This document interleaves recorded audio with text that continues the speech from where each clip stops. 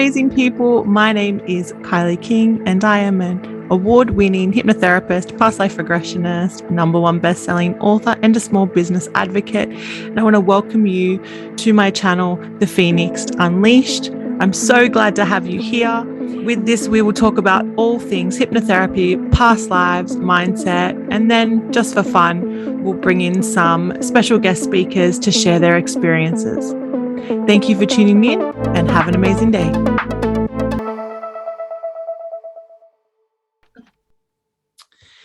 Hey guys, today I am super excited to be joined by the amazing Suzanne. She creates the most amazing food that I've tasted. And my goal is to build an empire enough to have Suzanne come in as my private chef. So if you love Sri Lankan fusion food, you need to check out Herft Creations. But on another note, I dragged Suzanne in to join us for this podcast today because I have experimented on her with past life regression. And sometimes it's amazing to hear from someone else about the experience and not from just the person that facilitates it. So thank you, Suzanne, so much for joining me today. How are you going? I'm good. Thank you for having me. I'm excited to be here and talk about something a little different from your regular business stuff. Yeah, I absolutely love past life regression, and because I find there is so much healing that can come from it to then help things like your business and your lifestyle. So I wanted to get started. When people first hear about this, when they first hear about hypnotherapy or past life regression, they're like, that stuff's just crazy. Did you feel similar when you first heard about that this was a service that I offer? No, I didn't. I've always been intrigued. I've heard about it before, but I guess there was the, would I actually get hypnotized, or, my very real fear that I don't know if probably other people have, but as you know, I have sleep apnea. So my very real fear was that I would fall asleep and start snoring in the middle of the session. And that would be kind of scary for everyone. We didn't anticipate my really small bladder though, but let's just get right in there with it. But yeah, so I think it was just, and then also I never really, I didn't go and look into how much you charge or anything like that, but you always have this fear that, oh, it's going to be like one of those nice to-dos, but too exorbitantly expensive for me to do kind of a thing. So those are probably what held me back. It was just my own stuff more than the fear of the unknown as such. And just a couple of things you brought up I want to just quickly cover. So the sleeping, when you didn't go to sleep, which was amazing. And I found with past life regression, that can be a fear, but I haven't encountered anyone that's fallen asleep. I have had people fall asleep when I'm doing like a relaxation and they have started snoring during a session, but they still get all the benefits during it because I'm still talking to their subconscious mind. It just means their conscious mind's completely just gone to sleep and prevented too. But you didn't go to sleep, which was absolutely amazing.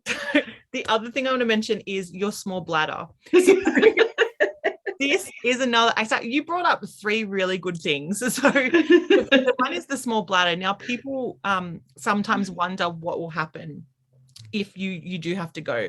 So in your case, your subconscious mind was like, wake up, Suzanne, I need to go pee. So you would come out of trance and then you went to the bathroom and you came back and you went back into trance really quite easily, I found. Did you find that? I actually felt like I went back into trance much more easily than I did when we first went into it. So that was kind of weird because I think maybe my conscious mind didn't want to let go fast enough before, or I don't know what it was. But yeah, when I came back, I felt like, I just sort of went right back into it. I actually thought I wouldn't be able to go back into it. I was like, oh man, I've ruined this now. But then, that was amazing. But then when we did the QHHT session later on, like a few months later, that was a much longer session. And I went through the entire session and I came out of it feeling like, oh, hang on, I didn't even get up to pee. This was amazing. And I just went into that a lot deeper and a lot easier, I guess. So I guess those what is it that, the fears you have of letting go and all of that, it's sort of, once you've had the experience the first time, you kind of just, you don't have those as much anymore. But yeah, it's all, I think for me, it was all my own mental blocks. That was stopping me. So when, and it's also practice too. So every time you do a meditation or every time you do a hypnotherapy, you go in deeper because you then, it's easier. You know what to sort of expect. Yeah. And because we've worked together several times now, there's that trust and rapport. You're like, yeah, Kylie's not going to do any weird shit while I'm out in a trance. But if anyone is watching is interested to know, if you do need to go to the bathroom during a session, it's absolutely fine. Sometimes this happens because it's a way for your body to release emotions or have a release. So sometimes it can be sweating, or it can be, it can even be coughing, and sometimes it can be going to the bathroom. So if that's the case, even if you are still in a trance, you will just be directed to go to the closest bathroom, and then you'll just come back and we'll resume it once again. So I just want to make that clear. If you have to go to the bathroom, it's absolutely fine. It happens. It's a normal body. And I think that kind of ties in with where we were in that session too, because that was at the point where in that life, my house was burning down. And I remember you saying you thought I was going to start crying right then. And then that's when I just woke up and went, oh, I need to pee. I'm not crying now. I need to pee. And it can happen in different ways. So even if you don't go to the bathroom during the session, I always recommend going before and then generally after, because you just need to release. The body holds emotions. It needs to release it. So however that comes out. So, and that's a really good, and the third point you brought about is money. So anyone can go to my website and check out my prices. I'm very open with what I charge, and what it comes with. And you do get recorded stuff. So I won't go too much into that, but you can check that out on the website. So those three things you mentioned are really, really good things about why you wouldn't do hypnotherapy, or what held you back from doing hypnotherapy. So we have done 2 sessions together. We've done a past life and a QHHT. Do you want to share, and you don't have to, but did you want to share like the first past life session you did? I guess you can either share what happened, or you can share how you felt after it. It's totally up to you. Well, I think with the first past life session, I did a lot of waiting, as you know. There was a lot of sitting around. But I think the learning for me that came from that was that I actually, my children, my boys and I have been in other lives together, because they were both in that life in some form, even though I only saw the younger one like at the end of life thing. But they were both there, and even my partner was in that life. So it made me kind of go, oh, okay. So there are certain things that you start believing, when you go through divorce and separation. You're like, when people go, oh, or I go think back and go, oh, but yeah, okay, it happened, but then I guess I wouldn't have my kids if it hadn't happened, sort of thing. But then I'm like, well, actually, I would have still had my kids because clearly they were meant to be with me in this life. They just would have been other characters. But at the same time, it's nice to just know that, okay, we have this closeness, and I've always felt that closeness with them. So it kind of gives you that hope, especially when you're apart, because I haven't seen them for 4 years, gives you that hope that, okay, so you're meant to be in each other's lives, and it's all going to work out in the end. And I think just the whole, I don't want to be sitting around. I don't want at the end of life to go, I just sat around for a lot of my life letting stuff happen to me, and not really living life to the fullest. So that was, I think, what I learned from that one. And it took most of the session, I think, because all of those learnings came at the end, because she did a lot of waiting around. Yeah, there was a lot of no answers, nothing happening. Let's move on to the next scene going on there. She did like to, so that life we did go back to, she was very much waiting on other people, her husband or her family or her son. Yeah. She did do a lot of waiting. But then, when we went through that last day of life and spoke directly to your soul or your higher self, however anyone wants to differentiate it, she was full of answers though. Like she didn't go back. She was like, this is what this was my learning. This is what you need to know. Don't do this again. So I thought that was really cool that she was like, you know what, this is what I've realized. Suzanne, don't do it again. Don't do it in this life. So Yeah. So I think that was really good. And then I think it was like the push I needed as well, probably to kind of come into myself, like been trying obviously on this journey, and that was like a final push, I think. And then we did the QHHT session, what, 3 months later, was it? yeah, I Three, think four so. months Yeah. later. And obviously that was like just after I'd sold my my market, the farmers market I was running. And it was kind of a point in my life where I'd done something and achieved something, but I was at a point where I was like, but I don't feel proud. Like I don't feel anything. And I don't know, I'm scared of what's coming next. Like now I've given up like a weekly cash flow for catering, which is like, there are weeks and weeks and there's no orders. And it was like really scary. And kind of like, do I just give it all up and do something else, find a real job, in inverted commas, what people call a real job. But then that life was like, there was a power in the soul, my soul in that life. Like I could feel it, like there was ownership of living my best life. I didn't, because I think even in that life there was an interested guy who wanted to like end up with me, and I was like, no, I'm just gonna live out here in the woods in my little hut, picking my magic mushrooms and treating people. And it was a whole, okay, so this is actually like, I have to be strong, but I have it in me, and this is where I'm supposed to be. This is the path I'm supposed to be on. I just need to stop being afraid and follow it. Yeah, and I loved that life. She was so, one, you threw me for a curveball. So I actually talked about this life as one of my most memorable lives in my last podcast episode, because you threw me for a curveball. Because we'd done the session before, I'm like, this is going to be easy. Suzanne's going to go in. We're going to totally rock it. And then you're like, Kylie, it's all dark. I can't see anything. And I'm like, what? And then to find that she was actually in a cave was like, it was a big thing for me as a practitioner. But then she had such an amazing life where she saved her whole tribe. Like she brought them into the cave because the cave had so much significance, and she spent her time healing and cooking for people, and that's what she loved. Yeah. And it was just, when you were in that session, you could just feel the passion coming through your voice, as I hear you now when you talk about your business, because your business is all about food. It's about catering, it's about making beautiful things and healing through food, and food is medicine. That's your business now. And to know that you did that in a past life with the exact same amount of passion, and to hear that come through was such an amazing experience, even though you threw me for that curveball at the start. Okay. But I was like, and she was so strong. Like she was like, this is how it's going to go. And then she led that whole tribe into that tiny cave to go, this is where we're going to be. We're going to be protected. And for them all to survive because of that. It's such a beautiful story. And I remember it so fondly because it was the curveball, and then also because since then all I can do is eat copious amount of mushrooms.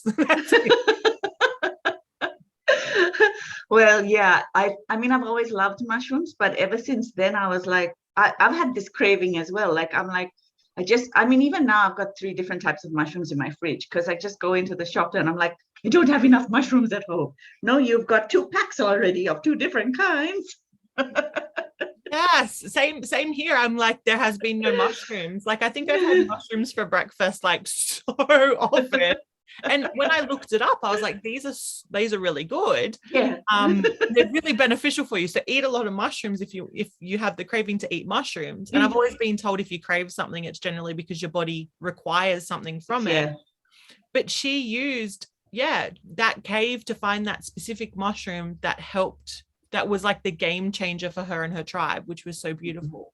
Yeah. And to see that you had a lot of similarities from that life into this life was amazing. And then when we spoke to her, so we went through her last day of life and then spoke to her, she was just pretty much like, you know what you have to do, just go do it. Yeah. Wasn't she? She was like, stop asking these stupid questions. You know what you have to do. That was it. You know what to do. Why? Like, we love food. Why are we not doing food related things? And I think also at the time I was thinking about doing the word that we both can't pronounce, that I want to study. Yes. So let me try and say it, and I'm going to get it wrong. And if Sanjeev ever listens to this podcast, he's going to laugh at me because I always get it wrong. But Ayurveda, how was it Google said we should pronounce it? I am going to probably get it wrong. Ayurveda or something. Yeah, Like I think it was something like that. I think you're better at it than me. Comment and tell us below. But yeah. So I want to study it. I can't pronounce it, but I wanted to study it. But then she was like, but you already know. You already know. So, I mean, you don't really need to do that. And then I was like, yeah, actually, why did I get so obsessed with that I need that? Because I'm already kind of, I already know and I have a sense for it. Even now, while you're interviewing me, I'm drinking rasam, which is like, I call it the immunity boosting soup, but it's just like people in South India and Sri Lanka drink it all the time. It's good for digestion and it's anti-inflammatory and all of that, but I'm having that as my cup of tea tonight now. I've had that soup. It's amazing. I need to get like a giant jug of it. But it's really good. But that was the thing. So that was just from the past life. And then with the QHHT session, that's when we say, thank you, past life. And we bring in your subconscious or your higher self, or your soul, whatever people like to call it. I just like to call it your higher self. Your superconscious came in and we asked a range of questions, and its questions were pretty much the same. So like the answers, were pretty much the same of, you're already doing it. Just do it. Yeah, not a very cooperative superconscious mind, but anyway. No, but I think it was just a bit like, we're here again. Yeah. We've shown you. I think they feel like they just did their job. Like they're like, we showed her now. We showed her that it's right. She's done it in a past life. She loves food. She's doing it. Just follow the path. That's what I like. My interpretation was like, here we go. We've given her it. She just needs to keep following the path. She's on the right track. And I think what I like from that session, also going back to what you asked me earlier about, like from each of the sessions, I was obsessing, maybe because I was in that space of feeling insecure about the path I've chosen, but I was obsessing about little details like, oh, I haven't finished my book and I wanted to do that course. And those were like the things that were like, I don't know why, but they were like, how am I going to do these? When am I going to do them? And it wasn't like where I should be, because like, I think my conscience said, you know what, you don't need either of those. Like when the book is ready to be finished, you'll finish it. Focus on what you need to do now. And like, that's what I've done. Like I've gone backwards now and I'm like, oh wait, I need a website. Like before I have a book, I need a website. Kind of, it helped me to recenter myself and kind of have more faith, I guess, which is always easier said than done, but to believe a little bit more.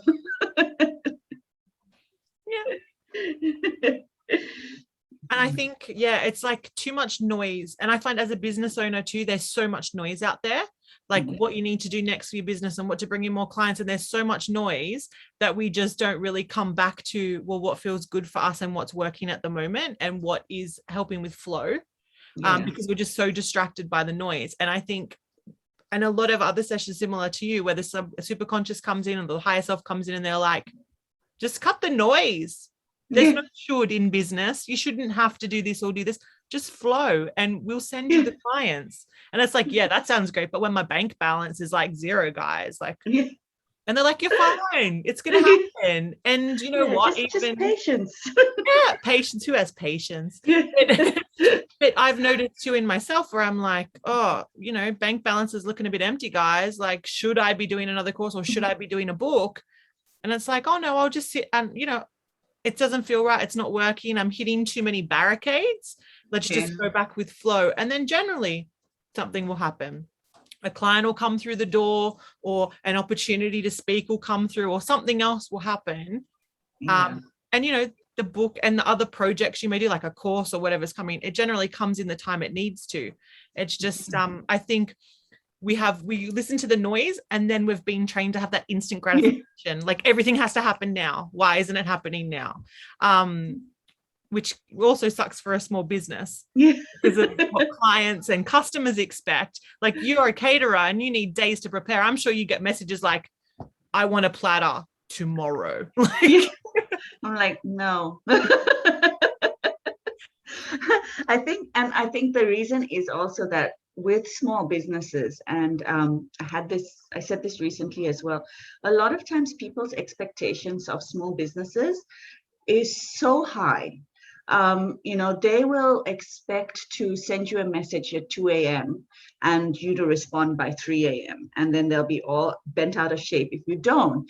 But what I always say is like, but do you expect that from like, the bigger companies like, the Harvey Normans and the Coles, and like you'll be lucky if you get a response even in 3 days time sometimes. Like, yeah, and you can't rock up at one of their stores at 2 a.m. and go, okay, I'm ready, I'm here now, I'm gonna buy. No, it doesn't work like that. Where is your fresh made food? Put it in and I know, like, I get that a lot of people, when they do platters, they've bought stocks of stuff and they've put it together, and it's a beautiful array. Like, people do beautiful platters, don't get me wrong, but it's beautifully arranged and stuff, but it's like what stuff, whereas mine are mostly handmade by me for each order. So when someone goes, oh, but can't I get a platter tomorrow, I'm like, sorry, no. And if they don't get it, then I'm like, there was a time, don't get me wrong, where I would kill myself to do that platter by tomorrow. Like, I would kill myself. And then I started going, but how am I supposed to make people understand my business, and how am I supposed to attract my tribe, like, the tribe that I want to be servicing and the kind of people that I want to be working with, if I'm not setting those boundaries? And that's kind of like, I think from doing those 2 sessions, that's what came out the most for me, is don't be afraid to set your own boundaries, do what's right for you and go with your flow, because that's when things are going to start falling into place. Not like, universe, it'd be nice if you'd hurry up and make things fall into place, but I can see things happening now, so I'm like, okay. Something's happening. It's all about the journey, and they just don't tell you that the journey is like a marathon. It's not a sprint. Like, they don't tell you it's going to take time, but it will happen. So you've done 2 sessions. How do you feel? So after doing those sessions, how have you felt has it changed your mind about past life regression and hypnotherapy, or? Oh, I would still like to do more.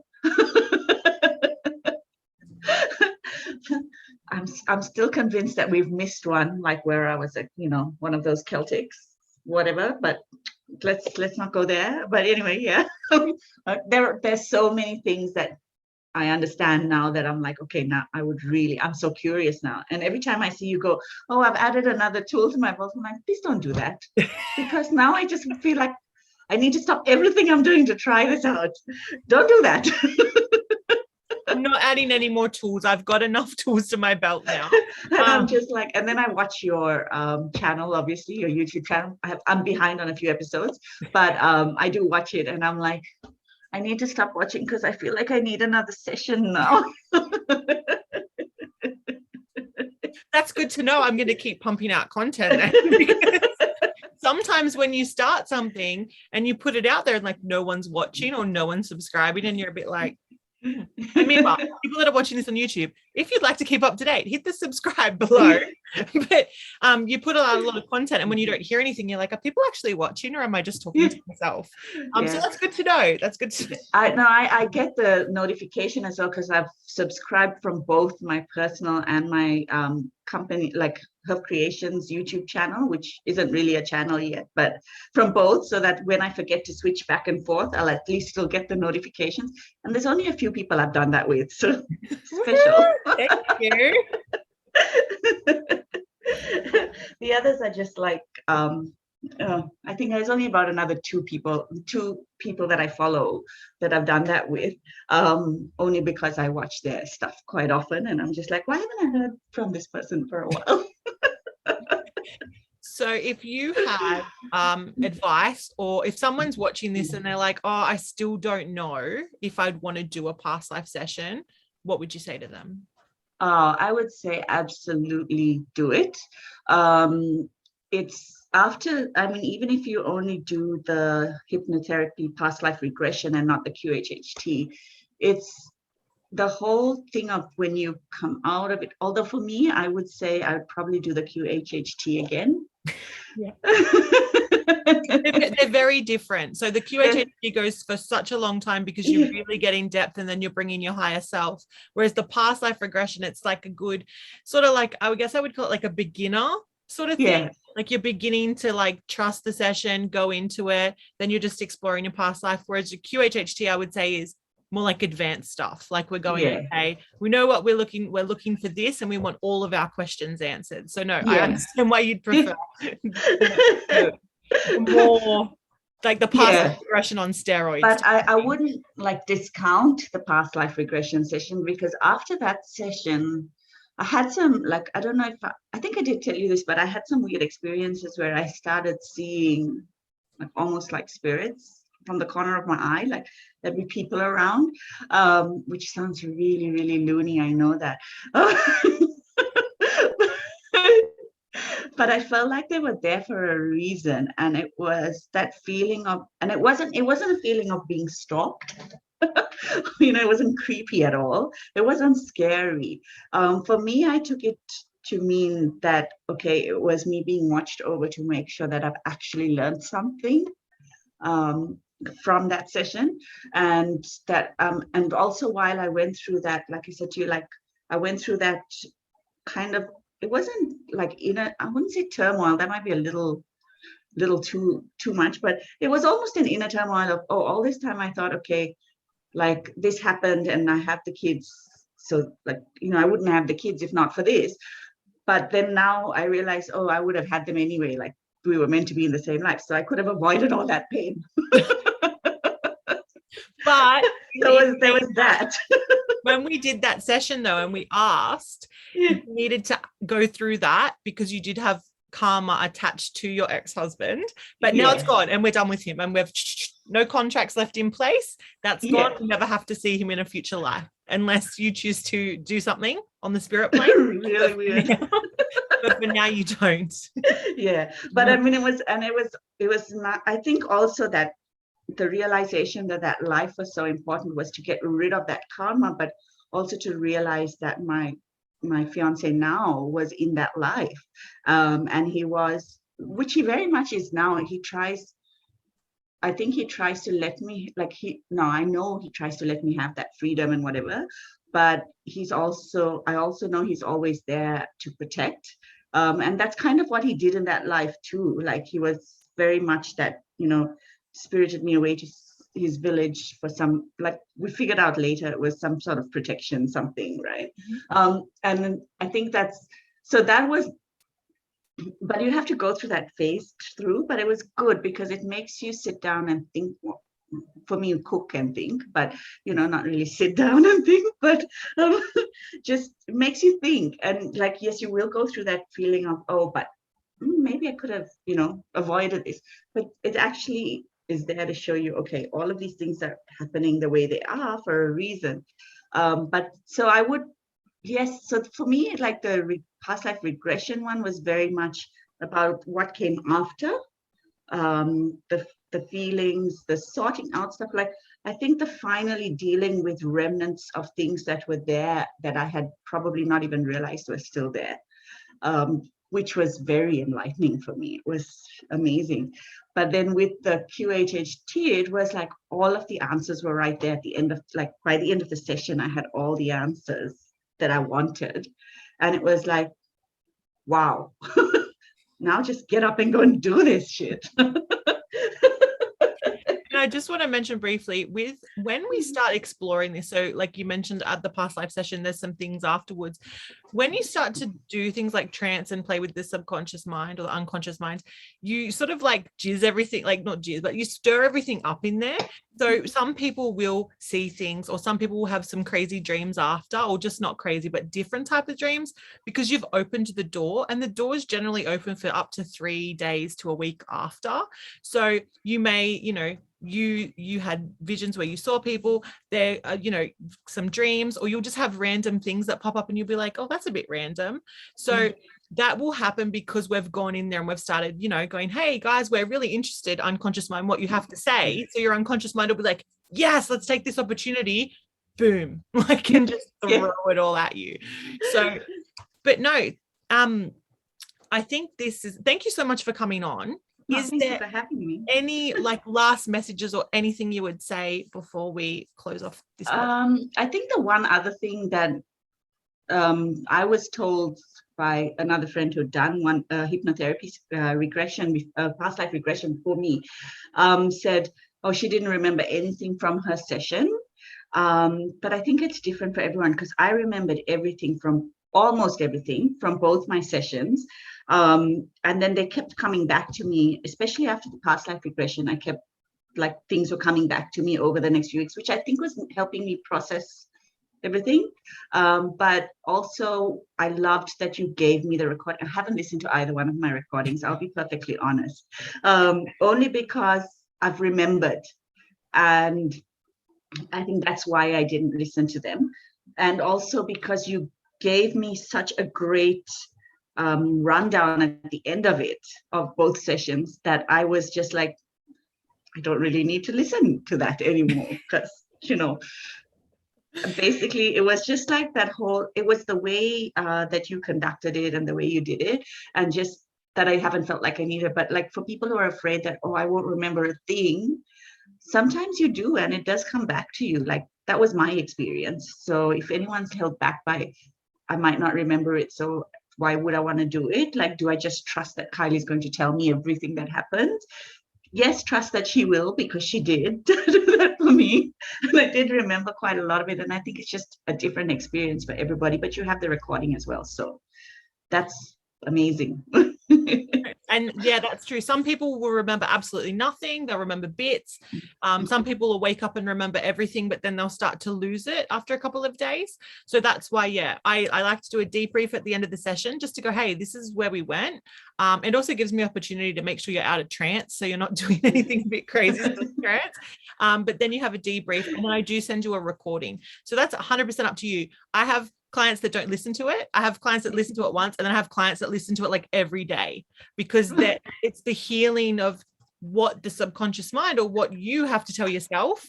And sometimes that's the best motivator, when you're telling yourself to do something rather than hearing it from someone else. So yeah, thank you for mentioning that as well, because some people do have that concern of, what's the point? I'm not going to remember it. It's all on a recording, and then you can check in and see, did the session happen? What happened? And you'll just hear me talking to you and asking all these fun questions. And then you're giving answers. Yeah. Well, thank you so much for joining me today and coming on and sharing your experience and jumping on the podcast. Anyone that's watching, go and check out Suzanne's amazing food, her creations. She's got it over there in her background. I'm going to tag and link all of her stuff below. So go and check out her stuff. Her food is absolutely amazing. And thank you so much for sharing your story about, putting up with me and doing a past life, not just one, but two. So doing 2 past life sessions with me and coming out a little unscathed. Yeah, quite unscathed. Thank you. Thank you for having me.